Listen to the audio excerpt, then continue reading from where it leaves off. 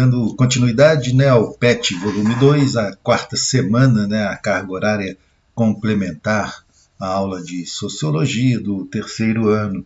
Hoje, né, e durante essa semana, nós vamos tratar aí a respeito do gênero, diferenças e desigualdades, né? Nós tratamos um pouquinho a respeito de gênero também na semana passada e a gente vai encerrar o assunto, né, nessa semana agora.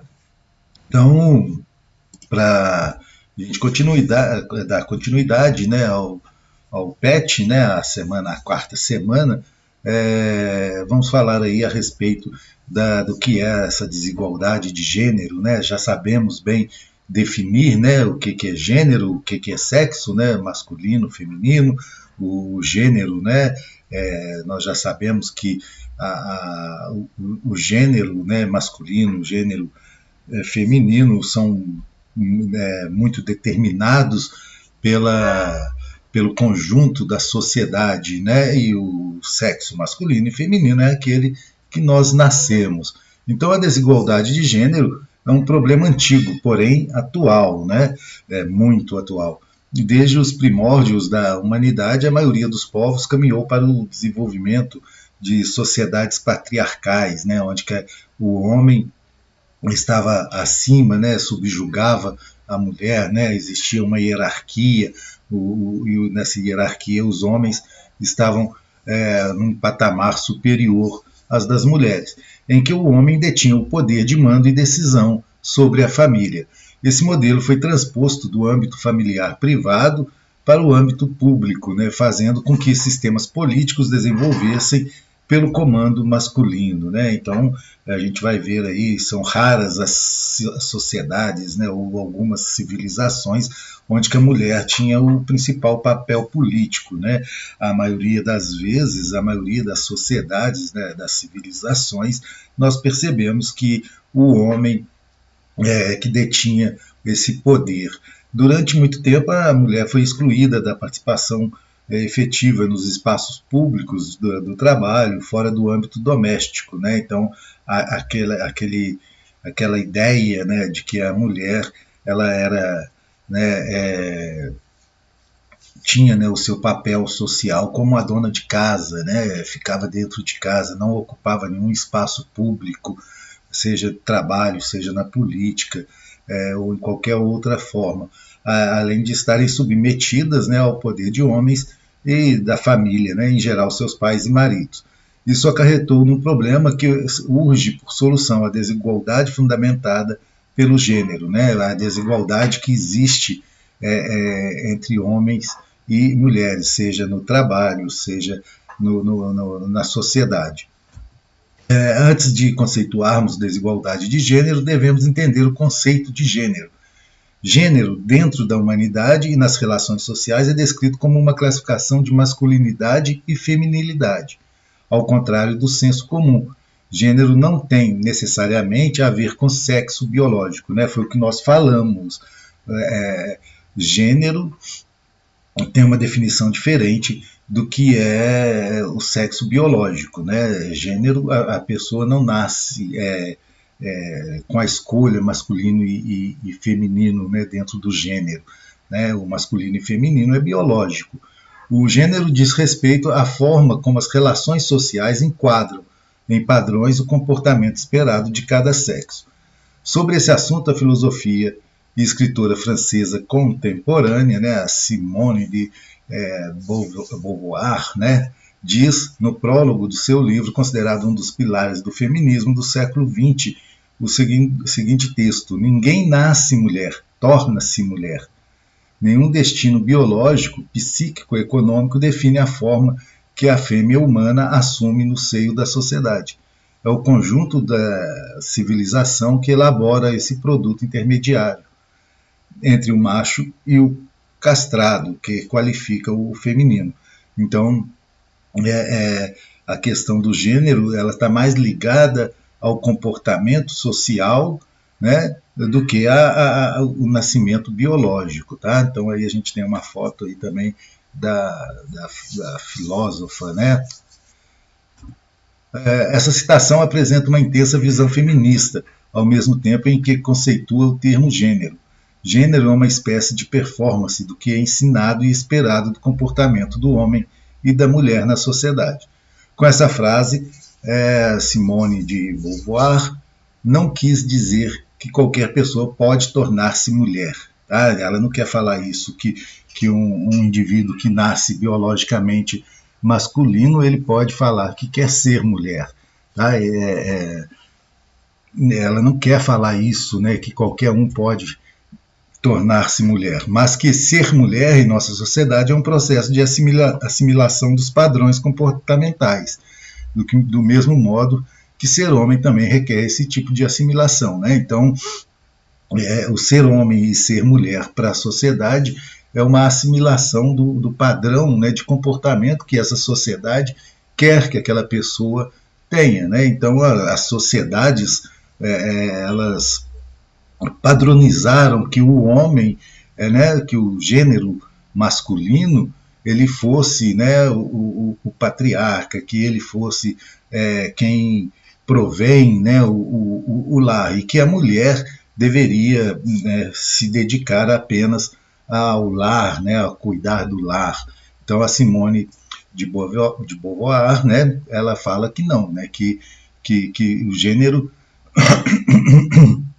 né, ele vai depender, né, da vontade da pessoa em querer ser ou não, né, que deveria ser dessa forma, mas que a sociedade ela não permite. Ela ainda diz na citação que as mulheres foi relegado o estatuto de uma segunda categoria, né, que as mulheres elas são colocadas aí pela sociedade em um segundo plano, né, que a sociedade ela é constituída, construída em favor do homem, pois ao comportamento da mulher na sociedade é dado todo tipo de restrição, enquanto que o homem é dado todo tipo de liberdade. Né? Então a gente ainda percebe isso nas sociedades atuais, né? Em que o menino ele tem todo tipo de liberdade e a menina, né, ela sempre tem as restrições familiares, as restrições religiosas, restrições sociais. Afinal, o que é desigualdade de gênero? Né? Então, o que nós vamos falar um pouquinho aí a respeito, né, conceituar um pouquinho aí a respeito da desigualdade de gênero. Agora que sabemos que gênero é esse tipo de caracterização social da mulher, partimos para falar sobre a desigualdade. Né? Então, a gente tem que entender isso, né, que gênero é uma definição social, tá? Ela não é uma definição biológica. Tá? Então, socialmente, a pessoa pode tornar-se mulher, né? Dependendo aí do seu comportamento, né? Dependendo do comportamento que a sociedade vai impor a ela, né? A coerção social. Desde o início da humanidade, o homem utilizou da sua força física para dominar as relações sociais. Esse domínio começou no âmbito familiar, privado, e estendeu-se para o âmbito público com o passar do tempo. As mulheres ficaram sob o domínio dos homens e os espaços públicos relativos ao comércio, às empresas, à política, às ciências foram dominados, né, quase que exclusivamente por eles até o século XX. Aí está a gênese, né, o princípio da desigualdade do gênero, né, foi essa relegar o papel, né, a mulher ao papel, um papel secundário, né, um papel de subjugadas, né, dentro da hierarquia social, a mulher ela tinha aí um papel de segundo plano. Então isso vem até hoje, né, as sociedades atuais ainda existe, né, muito desse tratamento. Durante muito tempo, a mulher foi privada de ter acesso à educação formal, de trabalhar fora de casa, de ter autonomia sobre si e sobre o seu corpo. E isso ainda acontece em algumas sociedades com traços mais evidentes de um reacionarismo, né? Ora religioso, ora moral. Então, ainda existe essa forma, né, de privar a mulher, né, de ter acesso à educação, de trabalhar em algumas sociedades. principalmente no que se refere ao corpo da mulher, né? A ideia religiosa, né?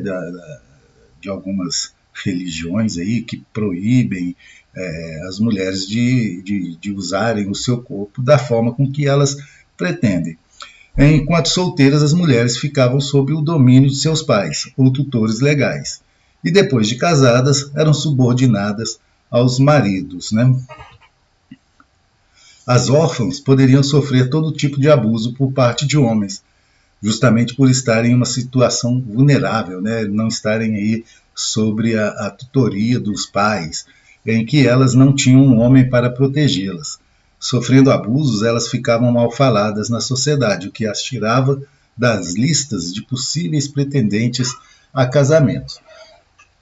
O destino dessas mulheres era a solidão, né, o abandono, os recorrentes abusos, a marginalidade social, a prostituição, para garantir o seu sustento, né? Então, aquela ideia, né, de que as mulheres, né, que principalmente as mais jovens, né, que eram órfãs, elas não tinham essa proteção e acabavam tornando-se, né, por não conseguirem casar, tornando-se aí prostitutas e indo para a marginalidade social. No século XVIII, muita coisa começou a mudar em nossa sociedade, né? A luta por direitos tornou-se pauta recorrente e os regimes absolutistas começaram a cair, né, na Europa, né? Nós já estudamos a respeito disso aí, né? Já falamos um pouquinho a respeito de iluminismo. Então, durante essa revolução, né, a revolução industrial e o fim, né, dos regimes absolutistas, as mulheres começam aí a ter um papel, né, de contestadoras, né, a respeito do que ocorria na sociedade.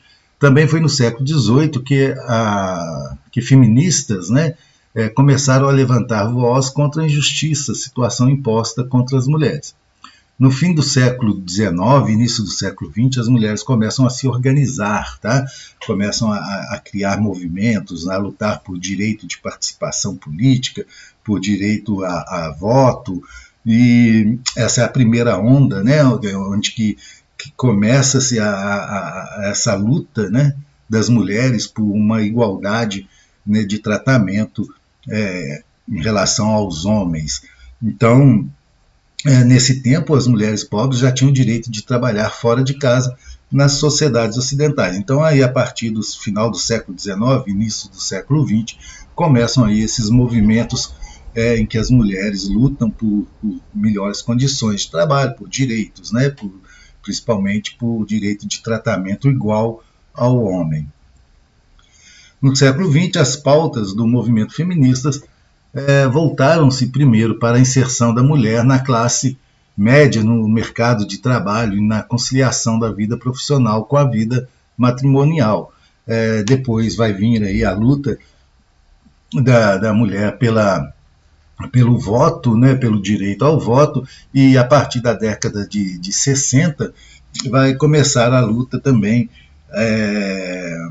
pelo o tratamento, né, pela luta pela igualdade. Primeiro lutou-se, né, pelo direito a trabalhar, lutou-se pelo direito ao voto, e na década de 60 pelo direito, né, começa o movimento pelo direito, né, da igualdade de tratamento, né, para a igualdade de salários, para poderem fazer os mesmos trabalhos que os homens fazem. Atualmente, os movimentos feministas ganham voz nas redes sociais, mas a desigualdade persiste.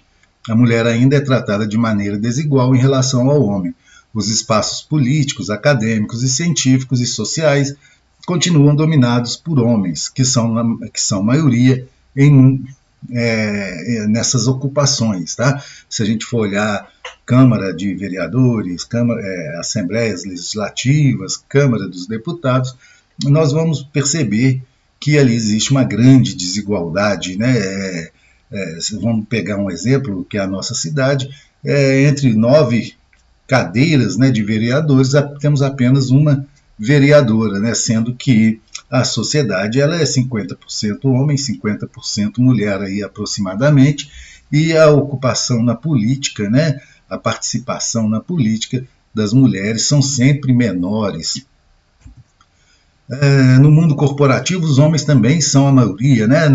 No mundo dos trabalhos, no mundo, nas empresas, os homens exercem os principais cargos, e mesmo quando existe aí uma ocupação de um mesmo cargo entre um homem e uma mulher, se nós formos observar, o salário das mulheres são sempre menores do que os salários dos homens, né? Isso aí já é comprovado, já é visto, né? A gente percebe na televisão, em programas de televisão, né? A maioria dos programas, os homens são os principais articulistas, né? Articuladores ali do programa. Há também desigualdade no lar, pois em geral as mulheres que trabalham fora, né? Elas acabam tendo uma dupla jornada de trabalho, né? Tem que trabalhar fora, cuidar da casa, dos filhos, né?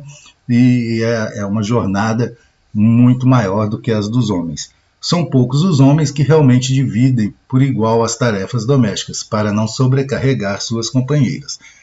Então existe realmente, né, essa desigualdade nos trabalhos. Qualquer forma de desigualdade afeta a sociedade, né? Então, isso não tem dúvida, né?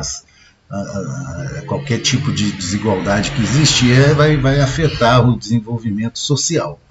Desigualdades sociais, raciais e de gênero afetam profundamente as relações e impedem um traço imperativo das revoluções sociais modernas, que prezam pela liberdade, pela igualdade, pela democracia e pela garantia de direitos. Como uma sociedade pode ser democrática se não há tratamento igual entre mulheres e homens, né? Então, um dos princípios da democracia é esse tratamento, né? Todos devem ser tratados igualmente.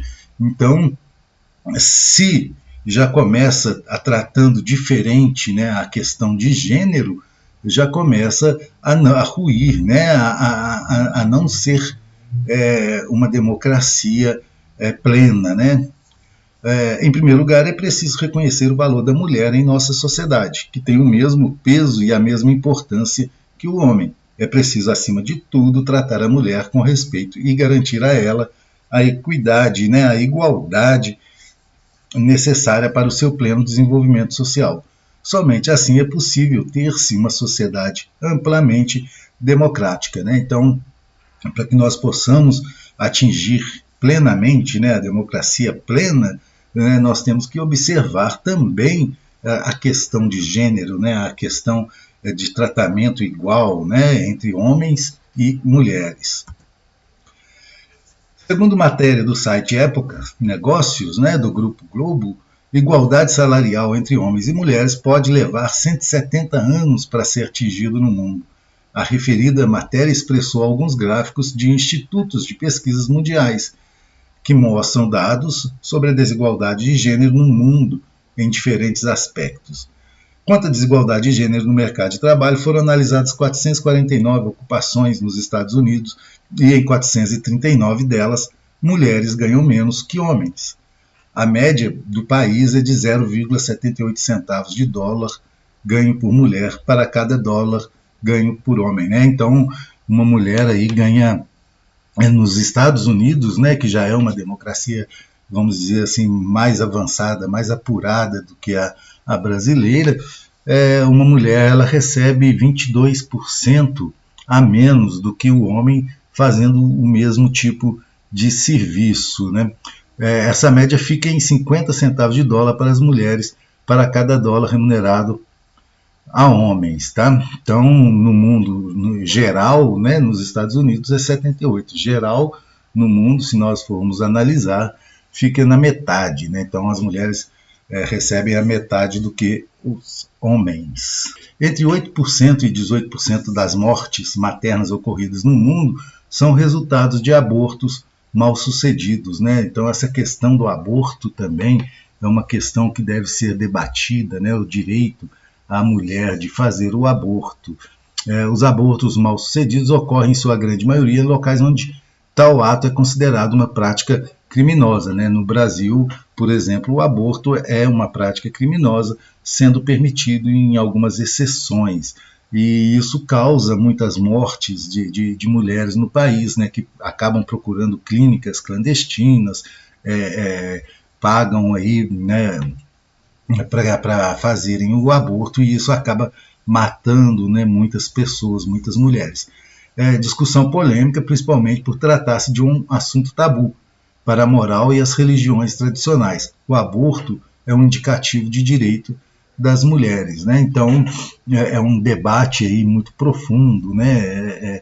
Em que as pessoas de um lado se apoiam, né, na religião, na moral, né, e de outros as pessoas lutam aí pelo direito, né, da mulher escolher em fazer ou não um aborto. Em levantamento feito em 2007, constatou-se que 121 milhões de crianças e adolescentes estavam fora do ensino escolar regular no mundo. Apesar do alto índice que afeta, sobretudo, países em desenvolvimento, o número de mulheres com acesso à educação básica e superior aumentou expressivamente em relação ao século passado, né? Então, as mulheres estão buscando, né, a escola, buscando os cursos superiores. Também houve um aumento da idade em que ocorrem os casamentos no mundo. O casamento infantil é uma distorção social que, infelizmente, ainda acontece em alguns países, né? Em séculos passados, as mulheres casavam muito mais jovens, né? Até mesmo antes de completar a maioridade, já se casavam. Hoje em dia, não, né? As mulheres, os homens também estão casando com uma idade mais avançada, né, do que antigamente. E só que ainda acontece, né, em algumas regiões do mundo essa distorção, né, que é o casamento infantil. O planejamento familiar, né, um direito que é retirado de mulheres em algumas religiões e culturas, é um dos indicativos que diz muito sobre a desigualdade de gênero.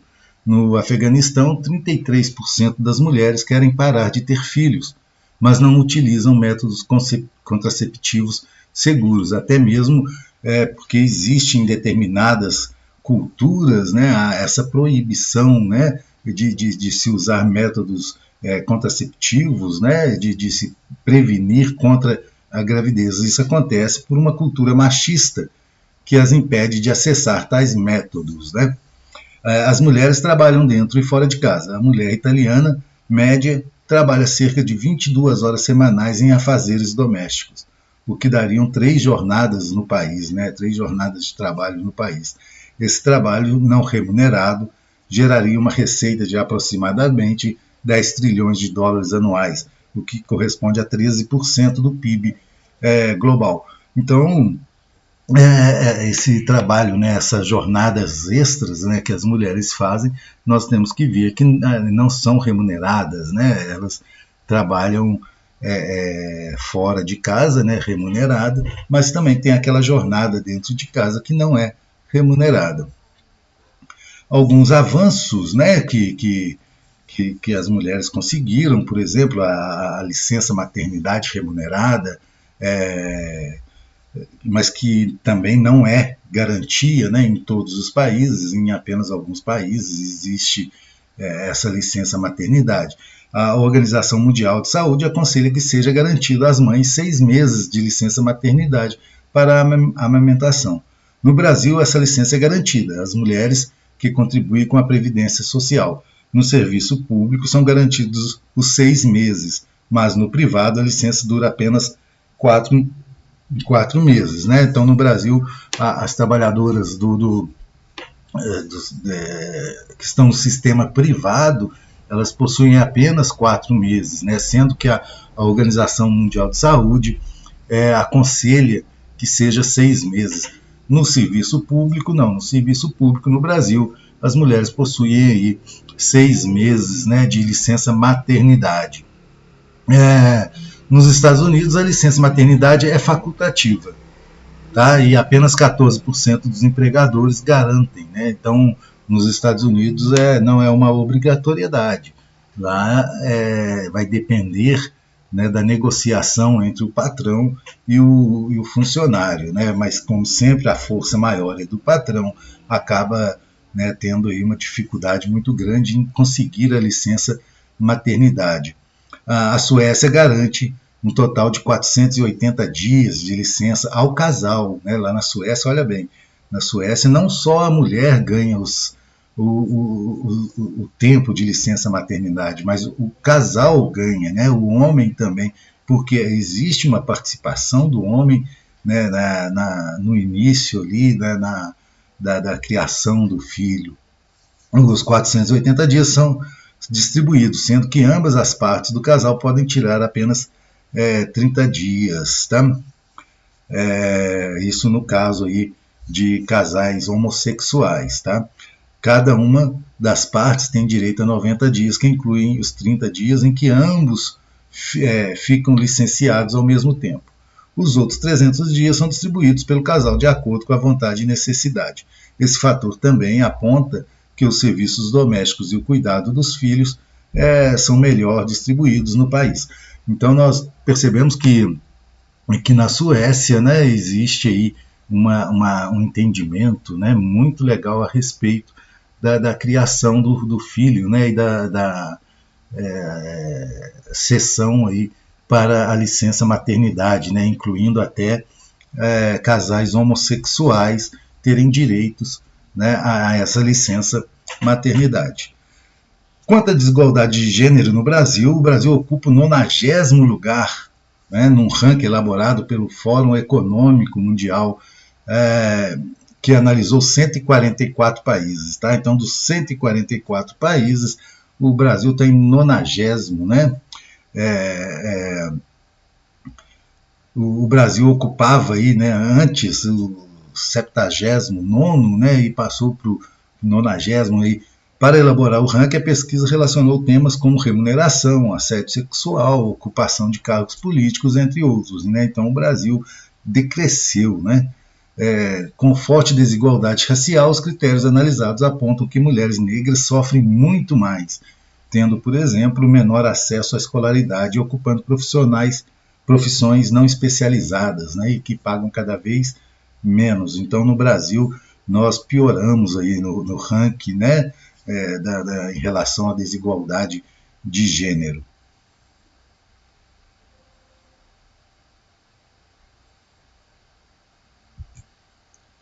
Assim a gente termina, né, para a gente refletir um pouquinho a respeito desse tratamento da desigualdade de gênero.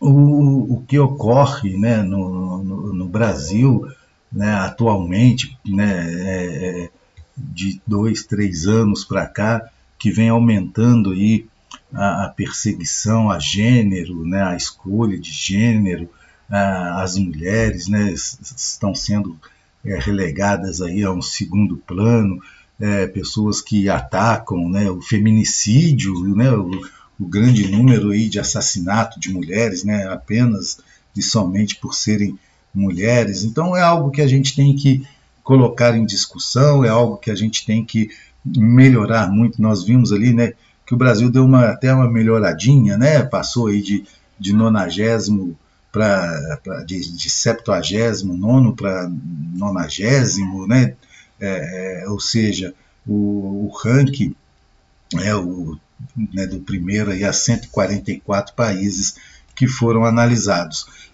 A gente fica por aqui, né? Não esqueçam de pular de cá, de se inscreverem aí no canal Recorte Histórico e de seguir a gente também lá no Instagram, né, no @recorte_histórico. A aula termina por aqui. Um abraço a todos e até a próxima.